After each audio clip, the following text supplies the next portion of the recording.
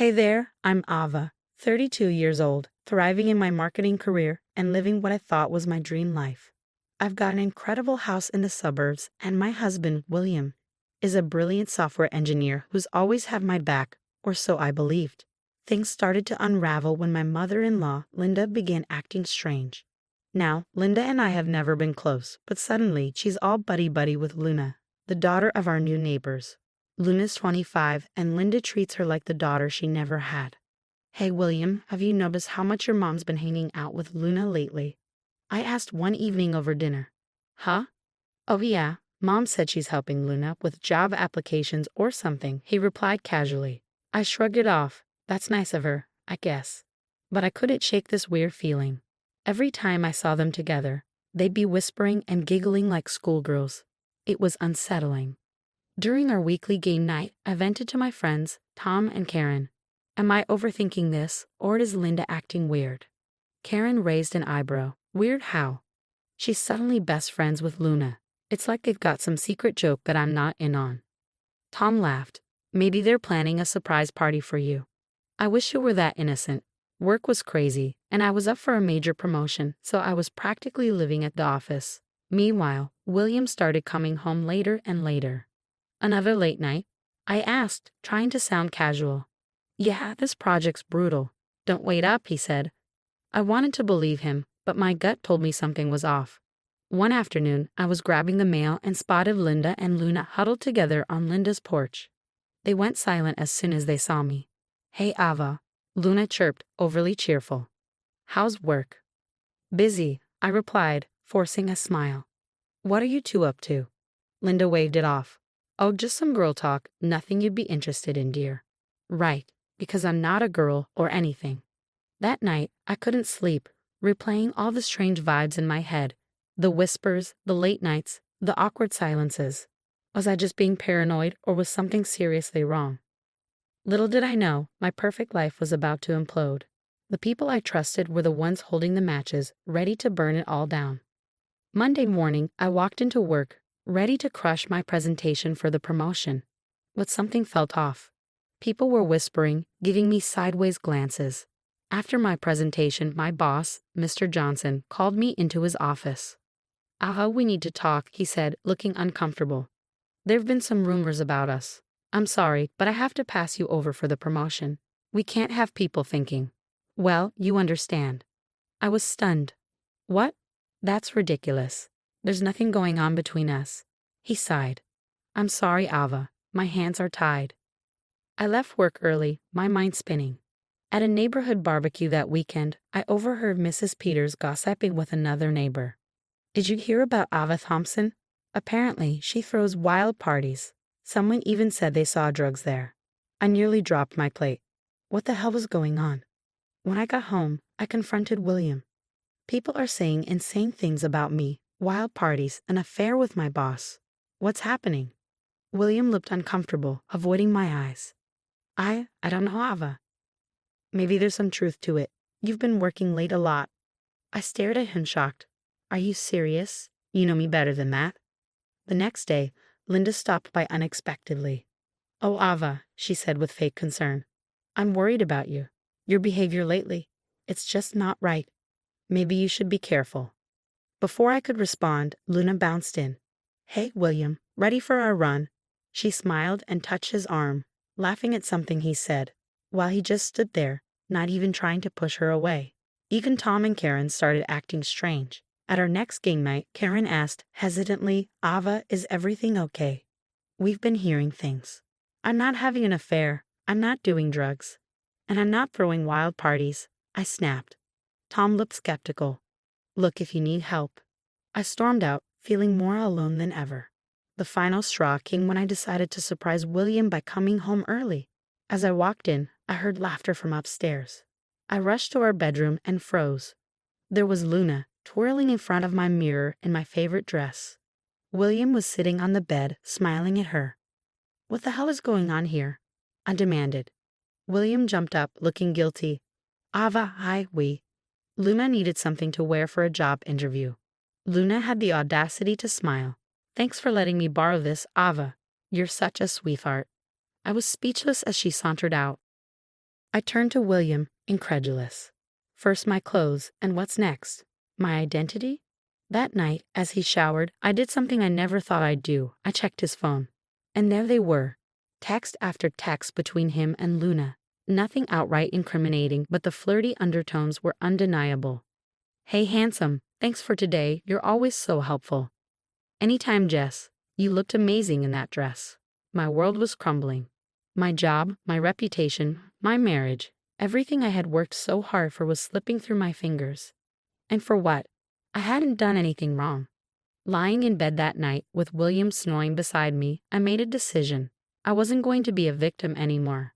Someone was orchestrating this nightmare, and I was going to find out who.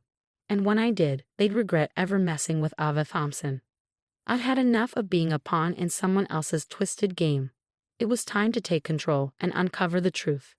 First step, install hidden cameras throughout the house. It felt wrong, but I was desperate. William, I'm heading out for a bit. I called out, my heart racing. Sure, babe. Everything okay? I forced a smile. Just peachy. Next stop, a private investigator's office. Dave, the PI, looked like he'd seen it all. So, you want me to tail your mother-in-law and some young neighbor? He asked. Eyebrow raised. Exactly. Something's not right, and I need proof. Back at work, I swallowed my pride and knocked on Mr. Johnson's door. Sir, can we talk? I need to explain what's really going on. He listened skeptical at first, but as I laid out the bizarre series of events, his expression softened. Ava, I had no idea. I received anonymous tips about your misconduct. I should have talked to you first. Relief washed over me, at least someone believed me. That night, I called an old friend, Alex, who had become a hotshot lawyer. I needed legal advice. Ava, long time no talk. What's up? I spilled everything. Alex whistled low. Damn girl. You're in a mess. But don't worry, we'll figure this out. Days passed, and the evidence started pouring in. I was reviewing the camera footage when I saw it. Linda and Luna sneaking into my home office, planting what looked like drugs in my desk drawer. Those lying, manipulative. I bit back my words, fury building inside me. Then Dave called with more news. Miss Thompson, I've got something. Your mother-in-law, she's been paying the neighbor girl. Looks like she hired her to seduce your husband. It all clicked. Linda had orchestrated the entire thing, using Luna as her pawn to destroy my life. That evening, I confronted William, laying out everything I had discovered. Ava, I don't know what to say, he stammered, his face pale. How about the truth for once? I snapped. William broke down, tears streaming down his face. Luna came on to me hard. I was flattered. Nothing physical happened, I swear, but I liked the attention. I'm so sorry, Ava. I never meant for this to happen. I stared at him, the man I thought I knew. You're sorry. You let your mother and some girl destroy everything we built because you liked the attention. Please, Ava, he begged, reaching for my hand. We can fix this. I love you. I pulled away, my voice cold. Fix this. This isn't a broken vase, William. This is our life, our marriage, and you stood by while it burned. As I walked out of the room, leaving William sobbing on the couch, I felt a strange sense of calm. The truth was out. Now, it was time for justice. I picked up my phone and dialed Alex. Hey, it's me. I've got all the evidence. What's our next move? Alex's voice was firm. We build a case, Ava. And then we make them regret ever messing with you. For the first time in weeks, I smiled. They thought they could break me, but they had no idea who they were dealing with. Ava Thompson doesn't go down without a fight. And this fight, it was just beginning. The day of reckoning arrived when Mike's entire family gathered for his sister's birthday. I knew this was my moment. With Alex by my side for support, I walked in, head held high. I have something you all need to see, I announced, setting up my laptop. The room fell silent as the footage of Linda and Luna played on the screen. Gasps echoed through the room as the footage of Linda planting drugs in my office played. Mom, what the hell? Mike's sister exclaimed, her face a mix of shock and disgust. Linda sputtered, her face flushed. It's not what it looks like, but I wasn't done. I turned to William's siblings, holding their gaze. Did you know about Linda's gambling problem? She's been embezzling from Dad's pension to fund it. I presented the bank statements and casino records for all to see. The shock on their faces deepened. Finally, I addressed the neighbors.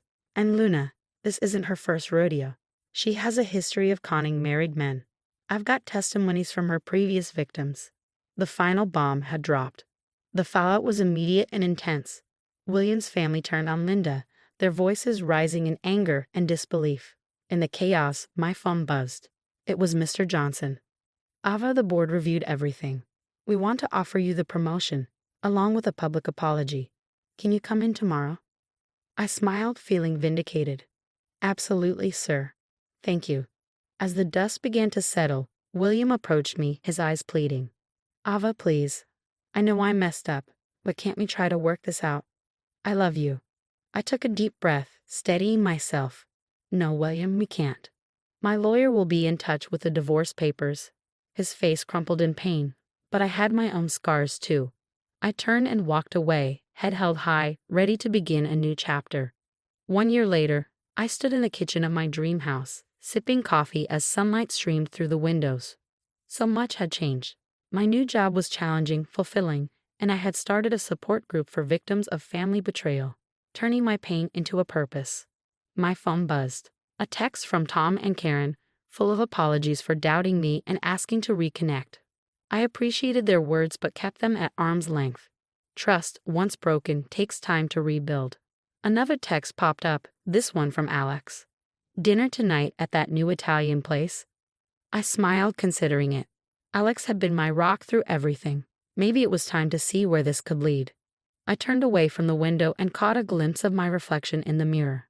The woman staring back at me was stronger, wiser, and fiercely independent.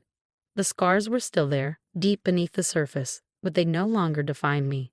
I'll never let toxic people dim my light again, I promised myself. With that, I grabbed my keys, ready to face the day. My past had tried to break me, but instead, it had forged me into someone unbreakable. And that woman, she was ready to take on the world.